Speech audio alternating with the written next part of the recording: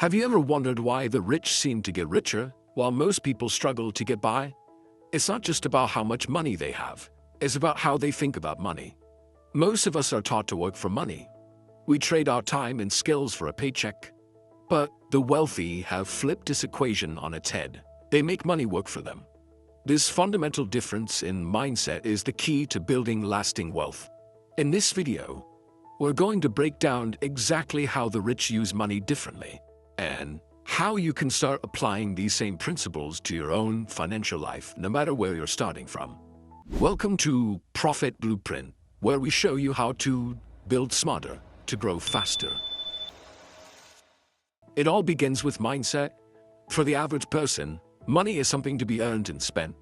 You get your salary, you pay your bills, maybe you buy a few nice things, and if there's anything left, you save it. The primary goal is often financial security, which means having a stable job and enough money to cover expenses. The wealthy, however, see money not as an end in itself, but as a tool, a powerful tool for creating more money. Their primary goal isn't just security, it's financial freedom. They aren't just trying to cover their bills. They're focused on building systems that generate income independently of their time. This shift from a consumer mindset to an investor mindset is the first and most crucial step.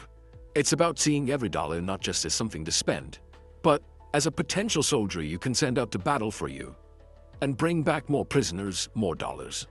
One of the most famous concepts that separates the rich from everyone else was popularized by Robert Kiyosaki in his book, Rich Dad, Poor Dad: The Understanding of Assets versus Liabilities.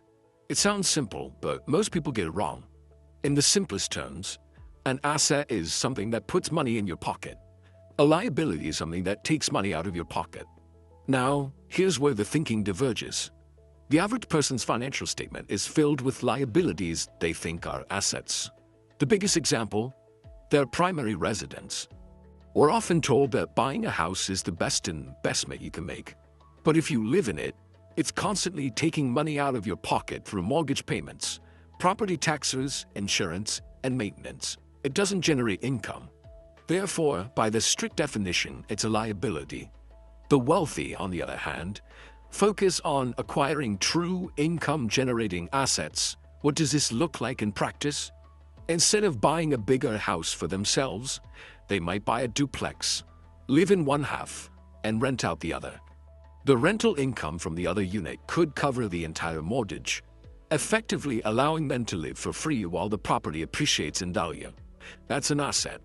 Other examples of assets include stocks that pay dividends, bonds that pay interest, intellectual property that generates royalties, and, of course, businesses that produce profit.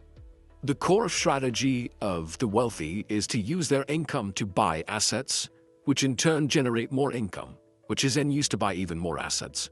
This creates a powerful, self-perpetuating cycle of wealth creation. The middle class, in contrast, tends to use their income to buy liabilities, nicer cars, bigger houses, more consumer goods, which increases their expenses and keeps them trapped in the cycle of working for money. This brings us to the next key principle, using money as a tool for leverage. The average person saves money to feel safe for a future purchase, like a vacation or a down payment. The wealthy save, or rather accumulate capital, with this specific intention of deploying it to create more value. They understand the power of leverage, which means using other people's resources to magnify your own returns. The most common form of leverage is using other people's money, or OPM. When a wealthy investor buys a commercial real estate property, they rarely pay for it all in cash. They might put down 20% of their own money and borrow the remaining 80% from a bank. This is what's known as debt leverage. If the property generates enough rental income to cover the mortgage and all other expenses, with cash left over, they have successfully used the bank's money to acquire an income-producing asset.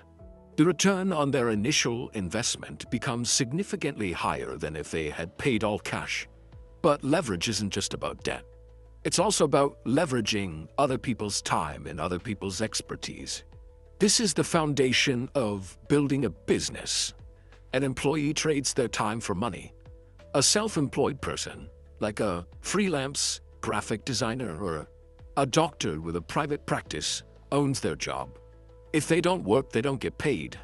Their income is directly tied to the hours they put in. A business owner, however, builds a system. They hire people leveraging their time and skills and create processes that allow the business to run and generate profit without their direct, minute-to-minute involvement. The founder of a tech company isn't writing every line of code or answering every customer service email. They've built a team and a system to do that. This allows them to scale. And scalability is a concept the wealthy are obsessed with. A dentist can only clean so many teeth in a day. A lawyer can only bill so many hours. Their income is capped by their personal capacity. But a business that sells a software product or a franchise model can sell to 10 customers or 10 million customers with relatively similar overhead. That is scalability.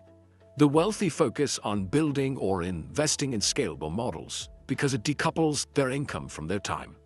They're not looking for a higher hourly wage. They're looking for systems that can grow exponentially. This is why you see billionaires owning businesses, not just having high-paying jobs. Their wealth comes from the ownership of scalable, cash-flowing systems. If you're finding this breakdown of wealth mindsets valuable, take a moment to hit that subscribe button. We release videos like this every week, designed to give you the financial education you need to build your own path to freedom. Your support helps us create more content to help more people. Now, let's talk about cash flow versus income. Most people are focused on their income, their salary. How much do you make a year is a common question. The wealthy are far more interested in cash flow. Cash flow is the net amount of money moving into and out of your portfolio of assets. A high-income earner, like a surgeon making $500,000 a year, might seem rich. But if their lifestyle costs them $450,000 a year with a large mortgage, luxury car payments. Conversely, someone might have a more modest income, but they spent years acquiring assets. Let's say they own 5 rental properties that, after all expenses, generate a total of $10,000 in positive cash flow every month. That's $120,000 a year in passive income. This person is arguably wealthier and more financially secure than the high-income surgeon, because their income isn't dependent on them actively working. They could quit their job, and the money would keep coming in.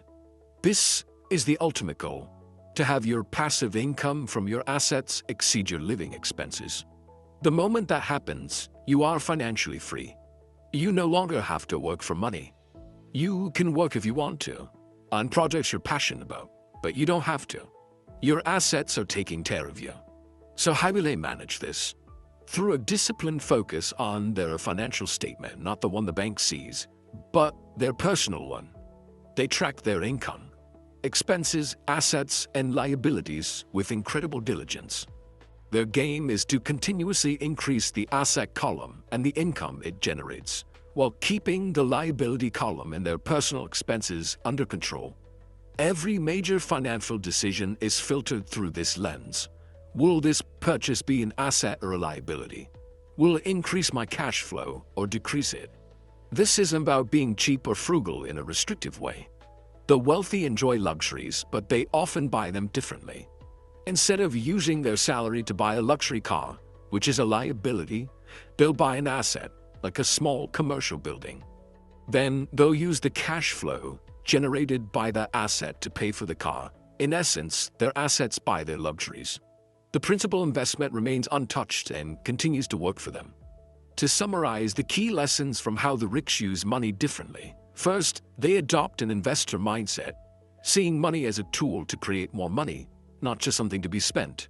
Second, they understand the critical difference between assets that put money in their pocket and liabilities that take money out, and they focus relentlessly on acquiring assets. Third, they use leverage.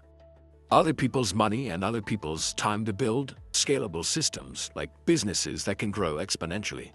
And finally, they prioritize building passive cash flow from their assets over simply earning a high income from a job. Their goal is to have their assets pay for their lifestyle, which is the true definition of financial freedom. Changing your financial life starts with changing your financial mindset. Start thinking like a producer, not just a consumer. Analyze every dollar you spend and ask if it could be used more effectively to buy an asset. Start small. It could be investing $100 in a dividend stock, buying a course to learn a high-income skill, or starting a small side business.